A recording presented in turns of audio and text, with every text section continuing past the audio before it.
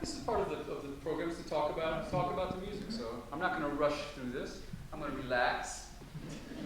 Relax. I wish I had a stool.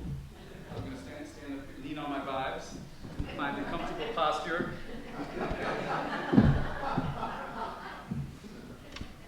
Most of my music, 90% of it is informed by words some way.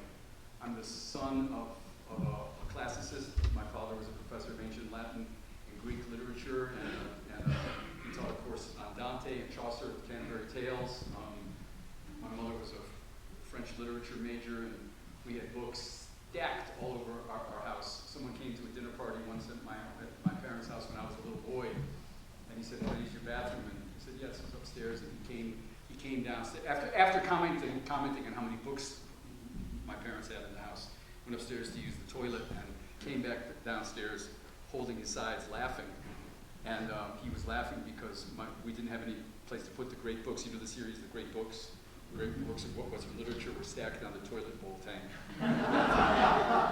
So I rebelled against all that and became a jazz musician. Music without words. That was about as far from words as you could get. But I thought I was sort of rebelling and escaping from that. But I did an interview for, I think it was for Love Is a Pendulum, for a print magazine, and started to talk about what informed my work or what inspired me. And I realized in that moment that I hadn't escaped my father or mother or words at all. They were deeply ingrained in who I was. So much so that any piece of music, most everything I've written has been informed or inspired by words in some way. As you'll see as we go through the program today, most of it wouldn't have been written if it wasn't for words in some way. It could be an entire novel or an entire poem, but as I'll share with you at some point.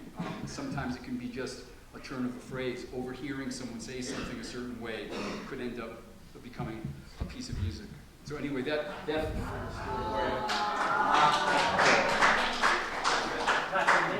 Thank you. Wow. There you go. I could use 10,000 cash American small bills. Thank you, man. Thank you. Wow, that's killing. So anyway, to finish, so this song you just heard, Love Is A Planchette, came from a poem that was written by Barbara Spraga, she's an amazing woman. She's a musician, singer, jewelry maker, fine artist, singer-songwriter, and poet. And she's a formidable poet. But she gave me a collection of her works, and there was one of the poems in particular that really resonated with me. I kept it on my nightstand, and I would leaf through the poems, but I kept going back to this one. It was called Love Is a Pendulum. And it's a 5-stanza poem in which she compares love to different things at the top of each verse, if you will. Love is perpetual motion. Love is letting go. Love is the tide. Love is a pendulum. And love is a planchette. And I had to Google what a planchette is. Comes from the French meaning board or stick, but it's the planchette. Anybody know what a planchette is? It's the thing on a Ouija board, right? Exactly. It's the pointer on a Ouija board. And as you could hear, the song's not a spooky or a cult sounding tune. You know, it's a very light, hopefully kind of lilting. It's a lilting waltz, and hopefully kind of it's in a major key and has kind of a positive vibe to it actually. Because how Barbara expresses it in the poem and why she compares love to a planchette from the Ouija board is, she says in the poem, in order for love to move us from one place to the next, we have to keep a light touch on it, or it won't move us. It won't uncover the mystery unless we keep it light. If the touch is light, we'll be able to find the mystery. and if we press too hard, ain't nothing gonna come. So I thought that was beautiful. That was a beautiful metaphor for love, as being a planchette. So beautiful poem. It's a CD I didn't bring with me, of course. Grabbed a bunch on my way out, and I couldn't find that one. But it's called Love Is A Pendulum, and that entire album was inspired by Barbara's poetry. It's one I'm very proud of. But yeah, man. Well, do we have any questions up front for Joe? Yeah, I want to ask you about that. You said, what key was it in? D major. D major. Yeah. Leonard Bernstein once said that in one of his precaution talks that all notes don't sound good together. But my understanding is that you play the notes in that key, all those notes will sound okay together. Yeah. In that key, and actually, so that's why jazz is so innovative, because you can, as long as you stay in the key, you can play almost anything. yeah, but you can if you do it long enough, you can find a way to make every note work, even the ones that aren't in the key.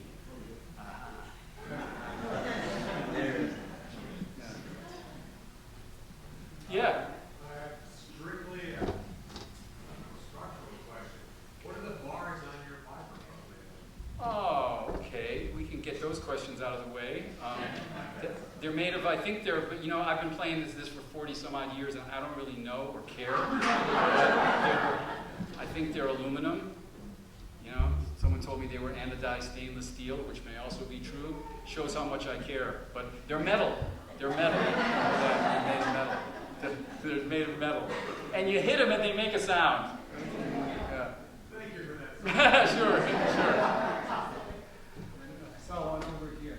Kind of a specialized one. What does harmony mean from your point of view for an xylophone? It's not an xylophone, it's a vibraphone.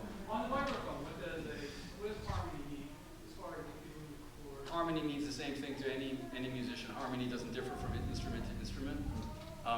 Harmony is kind of what it's all about. I played with Dizzy Gillespie when I was 17, and sitting at the piano with Dizzy, he said to me, kid, it's all about chords. And I said, yes, Mr. Gillespie. And I didn't have a clue what he was talking about. But now I understand. That's because it's all about harmony. It's all about the underpinning of melodies. Harmony is the bed in which a melody lays, And I think it's a really interesting, beautiful thing about learning anything and being on a journey of discovery, or whether it's in mathematics or playing guitar or architecture or poetry or painting or filmmaking, is that it's so beautiful to glean the wisdom of masters at a young age and have no clue what they're talking about, and then be able to, through living long enough and going through a process of your own discovery, arriving at a place and saying years later, oh, that's what they meant. That's what they were talking about. It's a beautiful thing to have it. As I've gotten older, it's wonderful to internalize the wisdom of so many people who shared so many things with me, and understand it not just as lip service, but really understand what they were talking about. And that was an example. It's all about chords, kid. It's all about chords. Yeah. But you start with a motif or a melody, right? They used to say about Jimmy Carter, he had motif than a saw. That doesn't help. I'll be here through Sunday. Don't forget to tip your waiter. But yeah, it starts. I mean, for me.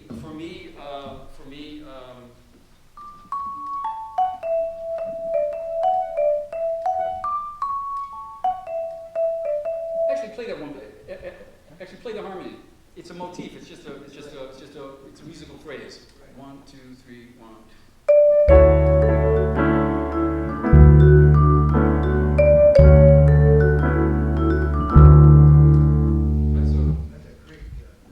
So what do you do next? I'll play the same thing in the relative minor key. So I'm going to repeat the same thing, but it's going to go to the relative minor key, and you'll hear how it changes. Let's play it from the beginning and go to the B minor. 1, 2, 3.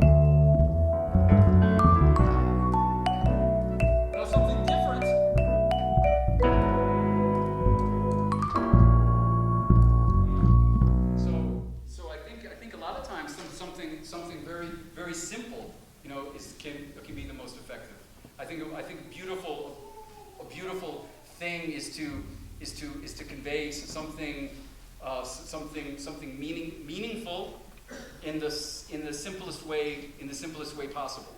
You know, sometimes very complicated music is great and inspires me, but sometimes just something really simple, like that melody is really simple, and it's in the key of D major, and all of those notes are in the key of D major without any funny ones like I was talking about. You know, but it's funny that there was on the way here.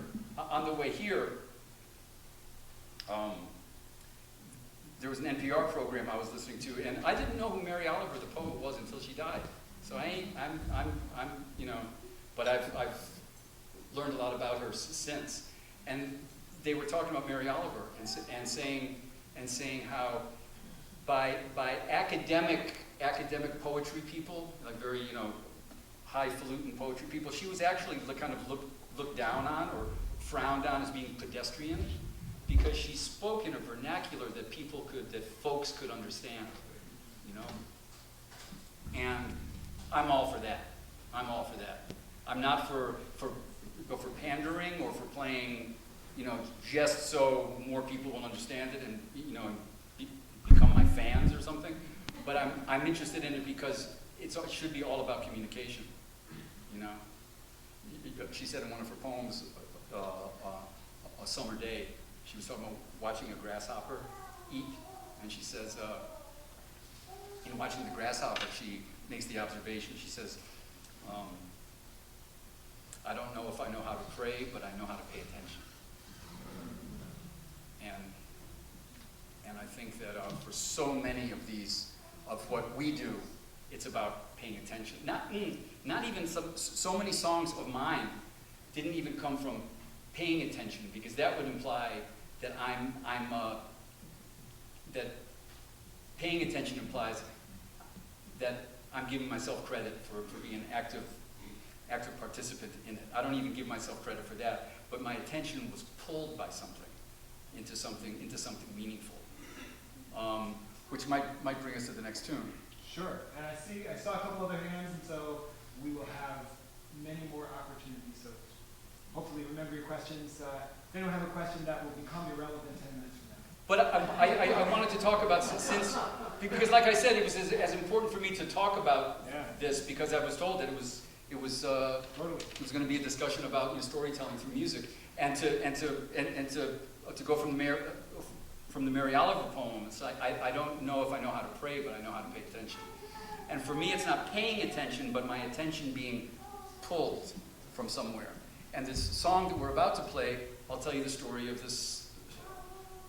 a particular piece. I said I'm inspired by words, and sometimes it's not a poem or an entire novel, but it's just a phrase.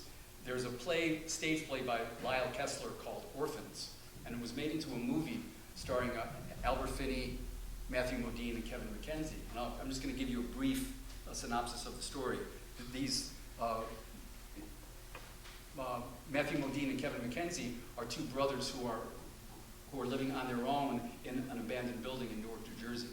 And have any of you seen the movie? And so Matthew Modine, being the older brother, has to look out for his baby brother, who's mentally slow. And so Matthew Modine goes into to New York City on a regular basis and tries to part people from their money in various ways. And as the movie opens, he goes to a bar in Grand Central, I believe it was, and he sees this very nattily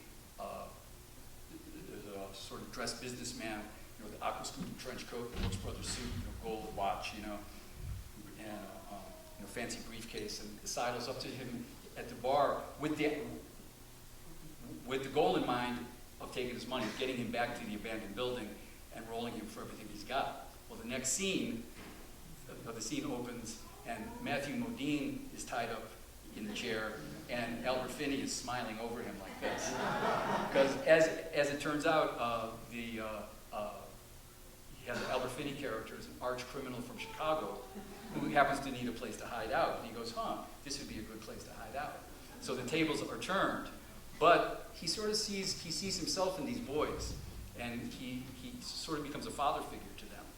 And in one scene, he says to the mentally slow boy, the younger brother, he says, come on, man, let's go outside and take a walk. And the kid says, oh, no, I can't go outside. My big brother says, I can't go outside. So you can't go outside. Why not?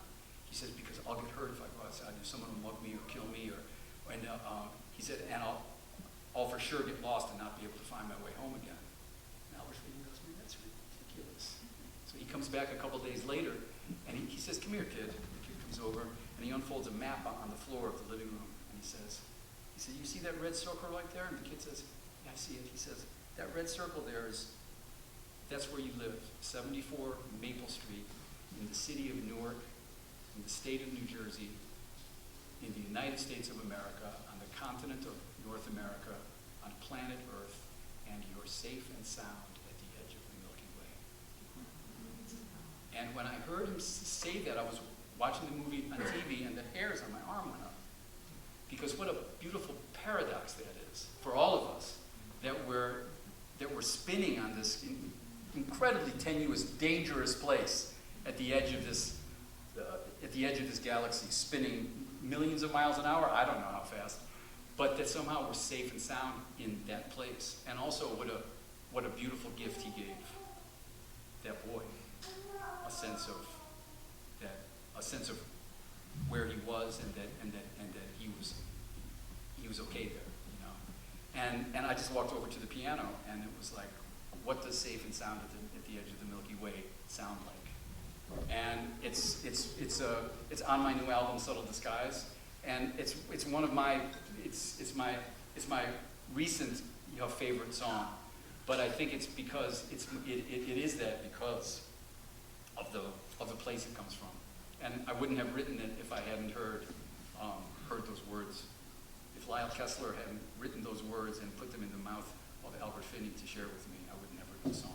So anyway, this is, to me anyway, this is what safe and sound at the edge of the Milky Way sounds like.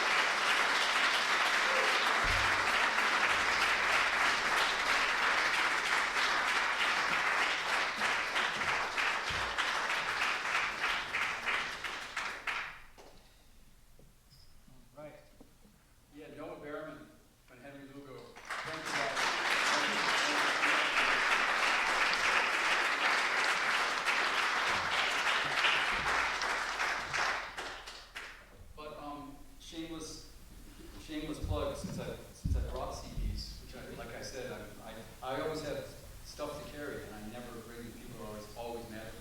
But that song, Safe and Sound, at the End of the Milky Way, is on the album that Roland's holding up, A Subtle Disguise. And I brought a bunch of copies of it, and I'd love it if you picked one up. Very, very proud of this record. Thank you. Just to tell you about this, this album is one that I've been wanting to make for a long time. It features someone on a couple of, he's only on a couple of songs, but his name is Raul Midon, and he's an amazing singer-songwriter, amazing musician, and he's a pop star for all intents and purposes, but he can play giant steps through all 12 keys on the guitar. He's an amazing. He's a graduate of the University of Miami, and I first met him many, many years ago. Came to a gig of mine in New York City before he was known, and he was signed by a major label shortly thereafter, and Stevie Wonder heard him and said, I want to be a guest on his record. So Stevie was a guest on his first album, Raul's first album, and he's gone on to play with Paul Simon, James Taylor, Eric Clapton. He sings an absolutely stunning version of I Just Called to Say I Love You on Herbie Hancock's album Possibilities, which won the Grammy Award. And he's just an amazing musician, but there are two songs on this album in my way of trying to get you to pick it up. You know, it's not just, stories, because it's about stories. There's a Bob Dylan song on the album called Who Killed Davy Moore that Bob never recorded. I actually know it from a Pete Seeger album called Pete Seeger, We Shall Overcome, live at Carnegie Hall in 1963. But it's a story about, it's actually taken from the headlines. Actually, Dylan used to write from the newspaper. He used to write from the newspaper headlines. And this was, actually Davy Moore fought Sugar Ramos for the featherweight title in 1963. And Sugar Ramos hit him so hard after the fight, everybody thought Davy was okay, but he fell into a coma and died a couple days later. And the song is all about the passing of the buck. How everybody said it wasn't me, the sports writer, the promoter, the crowd, everybody said, you can't pin it on me. I just came for a good time. I was just here to cover the fight. I was just. But to me, it's a metaphor for passing, for the passing of the buck. And Raul sings the crap out of it on this record. And the other song on the album that he's featured on has a little story to it that I find interesting. It's called Motherless Children, and it's been covered by a lot of artists, but it was written in 1927 by an artist named Blind Willie Johnson. And Raul is also blind, and I didn't give it to him for that reason. It was just a song I've been wanting to do for a long time, and it's a really like elemental blues, and I did an arrangement of it, and when I was talking to Raul, I said I'd really like to do this Blind Willie Johnson song. But he said to me after we recorded it, he said it's about children being separated from their mothers, and everything that goes along with that. And Raul said to me after the recording, he just sings it so profoundly, deeply, and beautifully, and so imbued with the blues. He said to me afterwards, I said, man, you sang the hell out of that song, Raul. He said, well, that song means a lot to me. He said, because I just don't have the connection to Willie Johnson that we're both, singer, guitarists, songwriters, but also that we aren't sighted. But he said, what you don't know is that I was abandoned when I was 4 years old. And so when I sing that song, I'm feeling it, on a deep level. And he didn't tell me that until long after the recording session. So, but it's informed by, all that stuff, so anyway, but he gives a beautiful performance. And Safe and Sound at the Edge of the Milky Way is on the new album, and I'm very proud of it, very proud of this record. Anyway, shameless plug is over, guys. You ready for some more questions? Yeah. I saw one over here that you were very patient about. It's informed by, that stuff. Yeah, it's, you know, it's really interesting. That's a great question. For this,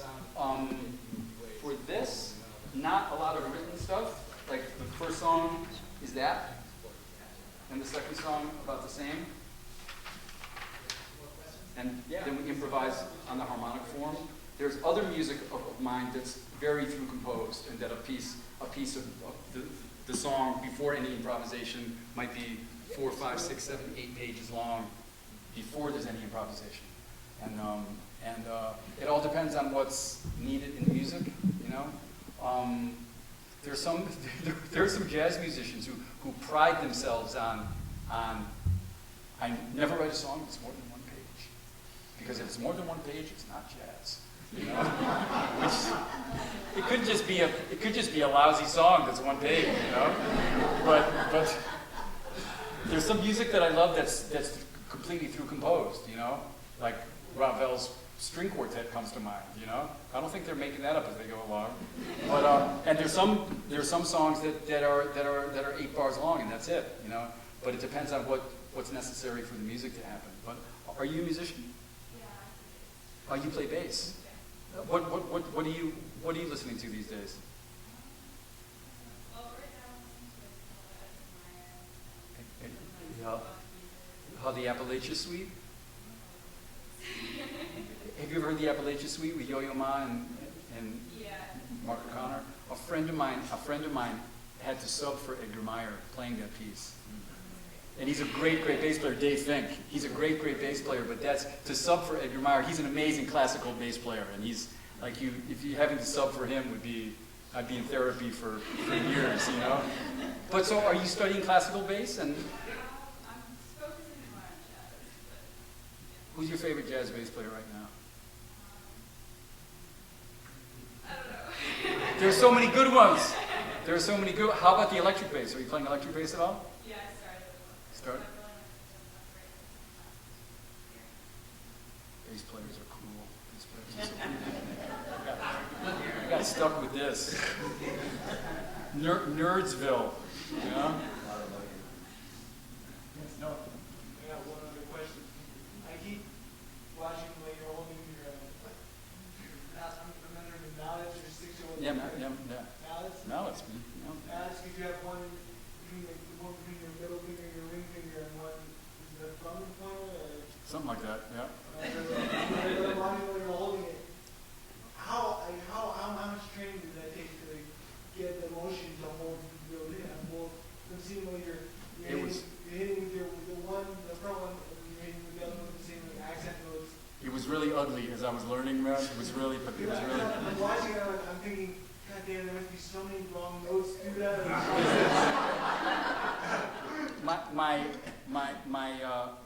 We could be here for hours. This could be 2 hours right here. But I learned I struggled. This is called the Stevens grip, and it's a classical marimba grip actually. Most vibe players who play with 4 sticks, they play the Burton grip that was devised by Gary Burton. But this is the Stevens grip, and it's a classical marimba grip that I've completely bastardized over the years. You know, I was teaching a master class at the Royal Academy. I'm a visiting professor at the Royal Academy of Music in London. And I was teaching a master class one day, and one of the students asked me about my grip. Why don't you play Burton grip? And what's the grip you play? Because it's not Burton. And I said, and at any master class I would teach anywhere in the world, I would always say, well, I play this version of the Stevens grip, and if he were here, he would just, he'd be so upset. And I said it at this master class, I said, I play a bastardized version of the Stevens grip, and if he were here, and I looked up, and he was in the back. And it was so great. He's become a good friend, he's become a good friend of mine now, but that was a moment. It was like, if he were here, oh, you are here. But the strange thing is how I basically play is I can play like a lot of chordal.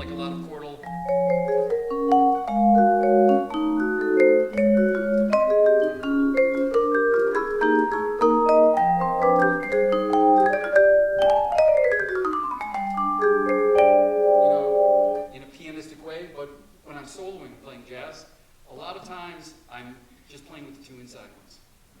And I just have the two outside in case I want to punch out some chords. I've got them in my hand.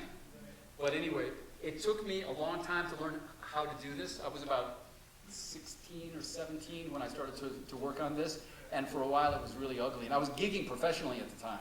So I played with only 2 mallets at night on the gig, and then in the daytime I'd be practicing to get the strength. Now, I can't play with 2. When I play with 2, my aim is like total crap. So like, I need, even if I'm just playing with 2, I need to have all 4 in my hand. It's like, and I'm hellacious with chopsticks, everybody, really. I was admiring the way that you were able to like, do the truth, Don't admire it. Don't admire it. Oh, you don't admire it anymore? First you admired it, now you don't? Oh, nice. No. I was astonished at the way you were able to like quickly repeatedly like kind of drum roll between the 2, just like Yeah. click of the wrist. Yeah, I got way too much time on my hands. Anyway, reservation. Let's take one more and then we'll play another one. Paul. Paul Shumsky. I grew up with this guy. I haven't seen him. I mean, we saw each other a while back, but basically 40 years ago, man. Yeah, when we were kids, and I met you, I was 2 years older than you, we were pretty young. And you were a budding drummer first, right? Those days are gone, man. Yeah, that's why I play drums. I'm terrible now. I can't. So what was your first access and exposure to the vibe that you switched to the Because my mother was a sadist and she wanted me to play the glockenspiel in the marching band. True story. She came into my room. I played piano and drums, and I wasn't even thinking about the vibraphone. And she came into my room under the Democrat and Chronicle. That was the newspaper, and she said, "Joe, I saw it in the want ads, the Democrat and Chronicle. There's something in the newspaper for sale called a vibraphone. I think that's like a glockenspiel. Let's go take a look at it." Now you have to understand the hierarchy of cool. When you're a kid, the hierarchy of cool is like who's at the top, like the star athletes at the top, right? Maybe. Then maybe the really good-looking kids, and then maybe the rich kids who are driving daddy's Porsche, you know, and then maybe the really smart kids, and maybe then there's like chess club and rocket club, at least when I was growing up, and then the nerds, and then under the nerds was the glockenspiel player. That's how bad it was. The nerds would wait for the glockenspiel player after school to kick his ass and take his lunch break. Okay? And my mother wanted me to be that. So it's been a lot of therapy. She came into my room and she said, "There's an ad for a vibraphone." It was a Genco vibraphone. A vibraphone cost like $5,000. It was $400. We brought it home and I put it in my bedroom on Park Avenue there. You know where the house was. And I put it in my bedroom, and I didn't play it for a year. I was 12 years old at the time. I didn't play it for a year, and one rainy Saturday, about a year later, you know, one of those rainy Saturdays where there's nothing to do, there's nothing on TV, there weren't iPhones then. All your friends are away, and you're just bored out of your mind. And I took the dirty clothes and the books that I piled up on top of it. I took it off, and I started playing, and that Saturday changed my life. It became my life's path on that rainy Saturday. And my mother knew. There's some very spiritual deep thing about mothers. And somehow she knew that I was going to do this. Before I did. She knew. Something like a glockenspiel, Joe. But that's not what she was really saying. Yeah. Anyway. Can you play this next one? Yeah, what is this? Big Town. Big Town. This is dedicated. How many of you guys are like serious jazz folks? Serious jazz people? This song is dedicated to Mickey Roker, the great drummer Mickey Roker. He's on Mickey Roker and Bob Cranshaw at the bass drums team are on more albums than you can shake a stick at. And when Will Jackson, the great vibraphonist, died, I was asked to do some touring with his rhythm section. Michael Adon on piano, Bob Cranshaw on bass, who's one of my heroes, and Mickey Roker on drums, who's also one of my heroes. And his name actually was Granville Roker. Grand meaning big, Ville meaning town, right? So this is dedicated with love to one of the most beautiful human beings I've ever met in my life, and one of my musical heroes who I got to be very good friends with. Very gratefully so. But this is dedicated to Mickey, and it's called Big Town.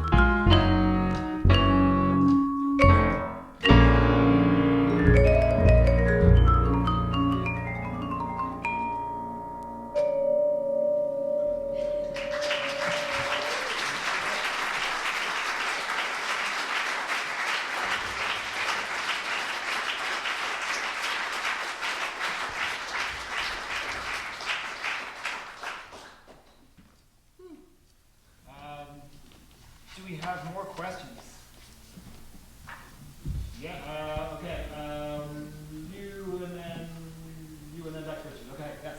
I don't imagine he had a bucket list. Do we want to play with? He must have one, please. Have a bucket list Bucket list. of people I want to play with? Yeah. Oh, wow. Yeah, wow, that's a good question. Bucket list of people I want to play with. Not the typical jazz stars. I played with a lot of my heroes. I'd love to.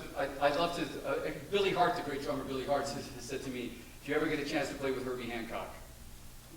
So I'd love to play with Herbie. I met Herbie once. I was in Japan with Eddie Henderson, the great trumpet player, and a lot of the guys in Eddie's band were former members of Herbie's group.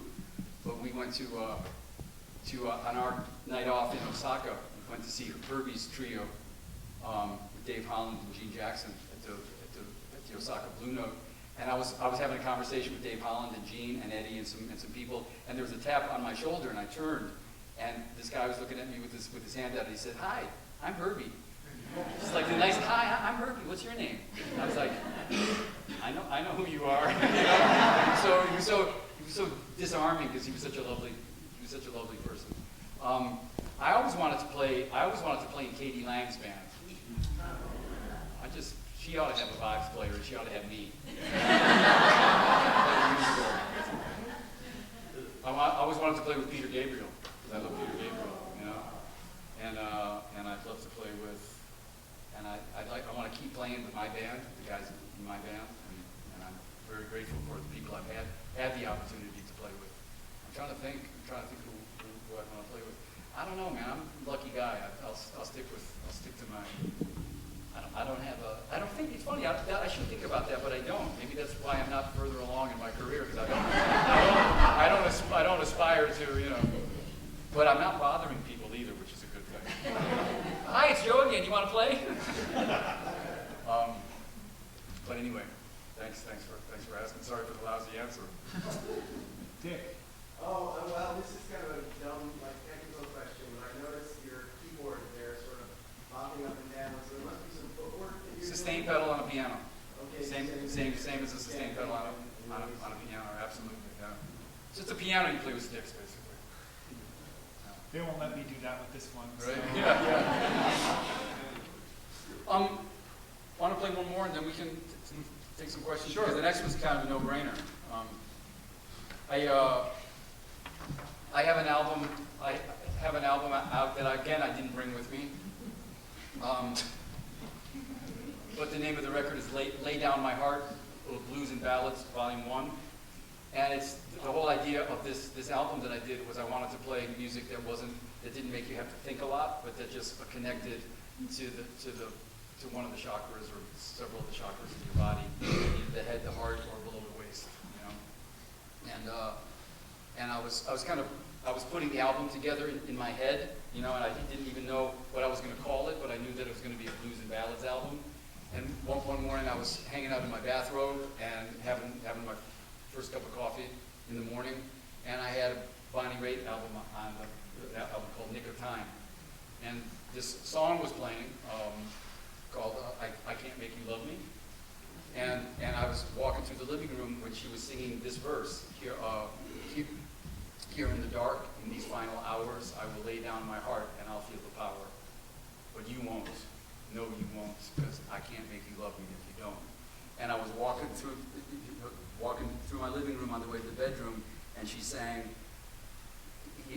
"Here in the dark, in these final hours, I will lay down my heart." And I said, that's the name of my new album. Because it's that gesture of like, here it is, you know.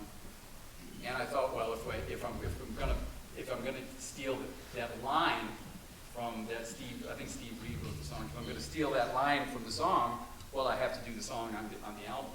And as it turns out, it was a perfect song to do on a blues and ballads album, because on the album, what I wanted to do was I wanted to do beautiful ballads and songs that if they weren't literally blues forms, because the blues is a 12-bar form, but if they weren't actual blues, that they were imbued with the blues in some way. And the idea of the lyrics to that song of making peace with a breakup is. Ain't nothing more informed with the blues than that is, and it's universal, you know. So it absolutely belongs. It belonged on the album both as a ballad and as a blues. So I think we'll play it for you right now. This is called "I Can't Make You Love Me If You Don't."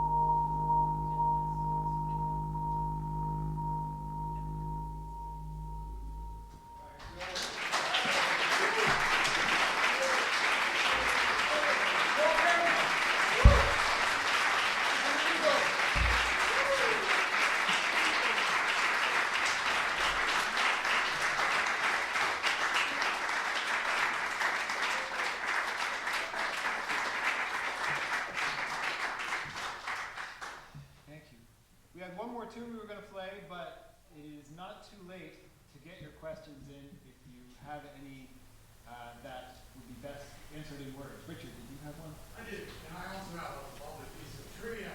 That song is written by Mike Reid. Mike Reid. I was knocked out when I found out about him. Mike Reid. He's a country singer.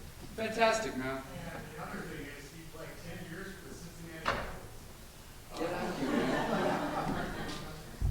But you were talking before about Milt Jackson. Who do you consider influences when you were growing up? Who did you listen to?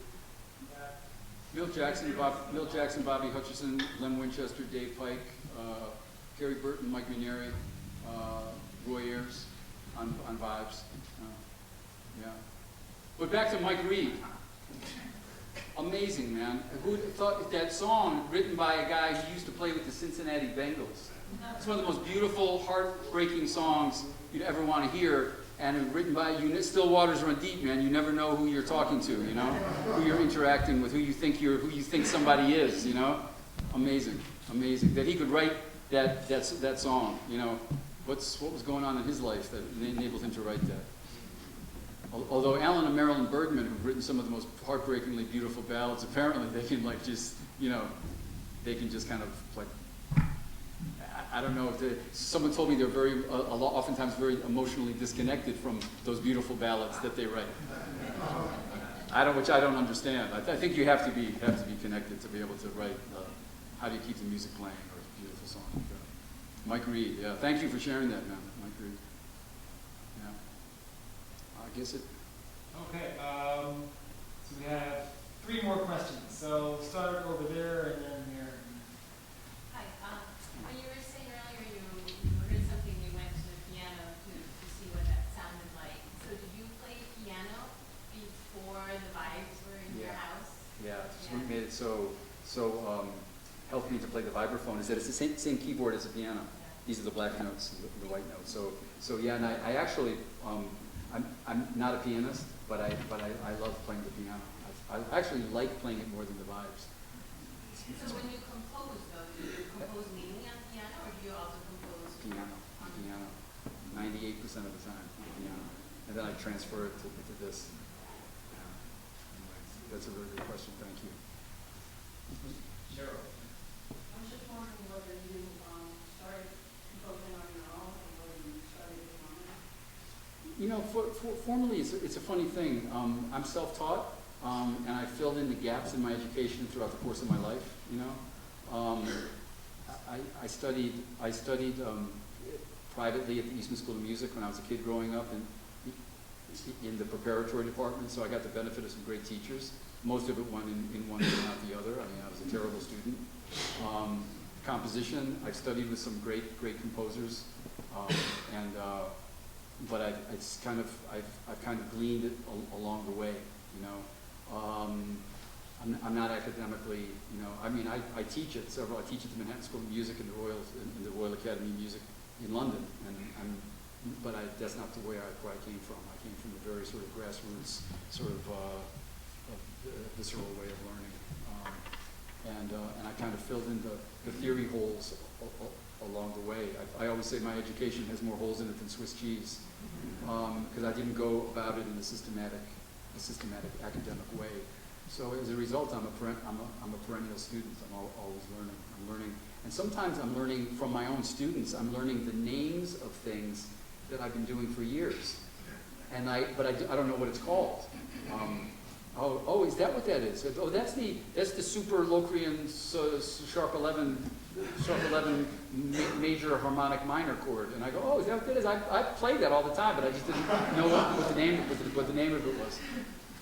Played with one of my favorite saxophone players in the world was a saxophonist named Bob Berg, and he became a friend of mine later, and he was one of my heroes. And I said, Bob, I said to him one day, I said, Bob, do you use the symmetrical diminished scale sometimes as a tonic, or do you only use it as on the fifth dominant degree of the scale? And he looked at me and he went, "What are you talking about?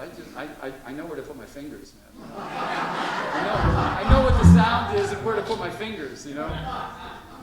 But I always like the fact that I'm teaching now. I heard a quote recently that I love, and I have to go back and find out who said it, because it was a wise person who said this, said, the older I become, the younger are my teachers.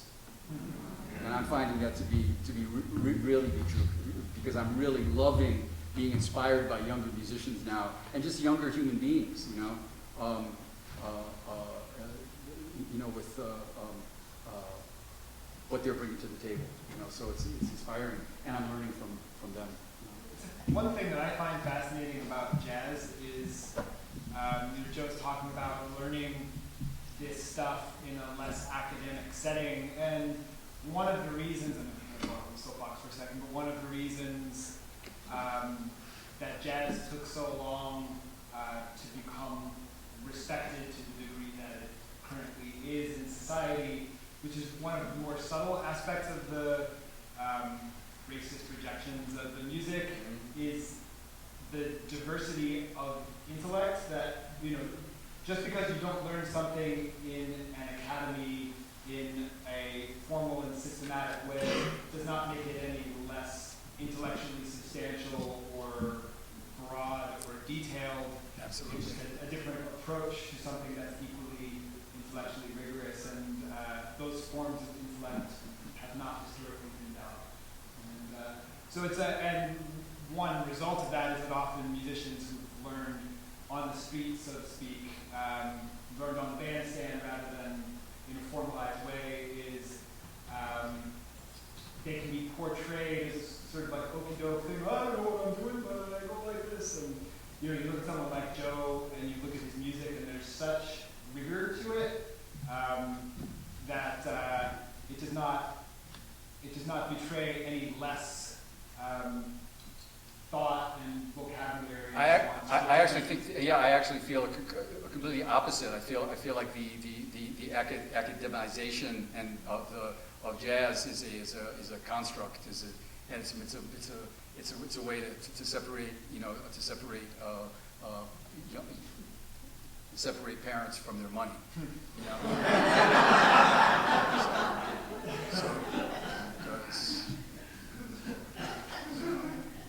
Anyways, I want to say something on another subject. One of the main reasons I'm here today is because I had a friend, he's sort of a student, but not really a student. His name is Chris Dingman. He's a vibraphonist, and he's a lovely person. And he asked me one night years ago to come to the Jazz Gallery in New York City to hear a friend of his, a composer, who was presenting a series of his own works. And I went to this concert. I said, "Yeah, Chris, are you playing?" And he said, "Yeah." I said, "Well, I'm going to come to hear you, man."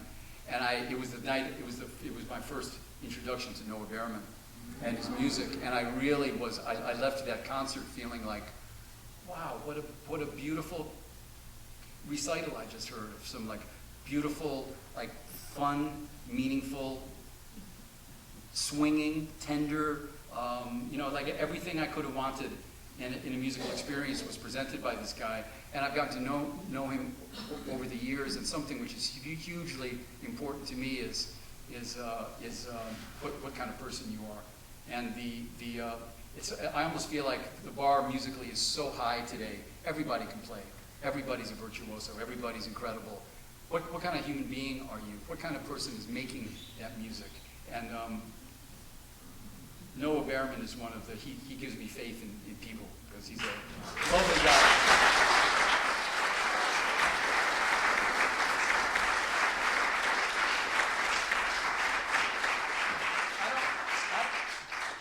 I don't know about Henry. Jury's still out on Henry.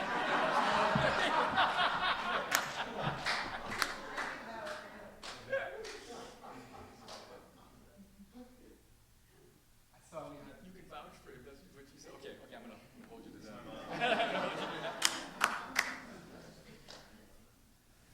We have one more question, and then we're going to play one more tune. Okay, you can ask later. How much time we got? I think we're a little bit over where we're supposed to be, but just enough time for a story and a tune. You all got someplace to be? Because I'll tell you a quick story about this one because it's a fun jazz story. This song is based on it's called Betty One Note, and it's based on a famous song by the great saxophonist Benny Golson called Along Came Betty. How many of you guys are familiar with Benny Golson? Yeah, man. So I was, right, Dick? And so I was in Japan with Ron Carter's band a few years ago, 10 years ago maybe, and with Benny Golson. And me and Benny were, the whole band was invited to this guy Fuji-san's house. Now Fuji-san is the head of the John Coltrane house in Osaka, Japan.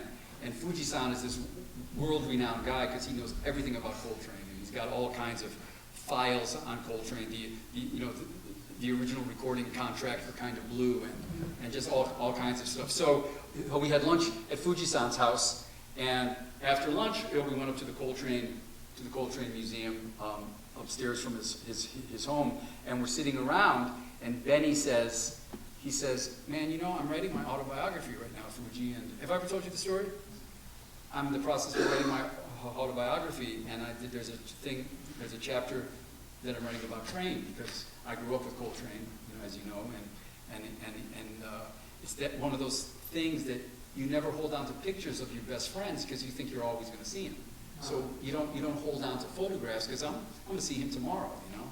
He said, but I'm sorry that I don't have any pictures of John because it would be so beautiful in the book to have a photo of me and John together.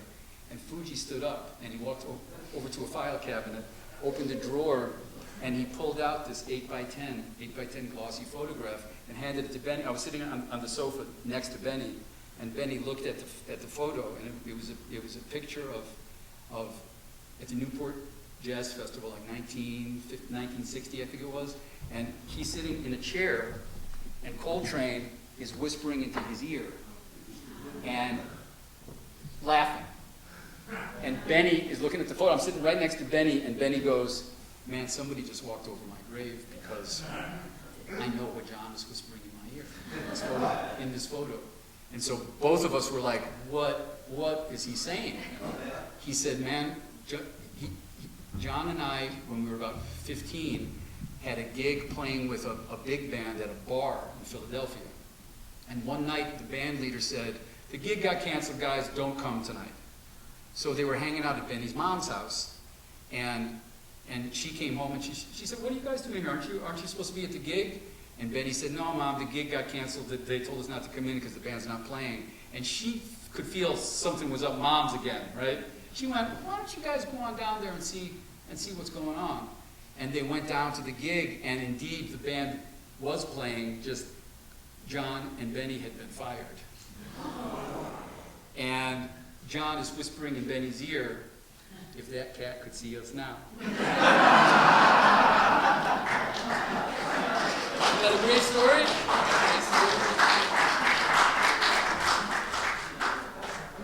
I got to be a fly on the wall for that one.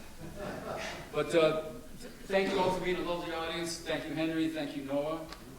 This was a beautiful, lovely experience. And we're going to close with a song, as I said, based on a classic by Benny Golson. I call this one Betty One Note.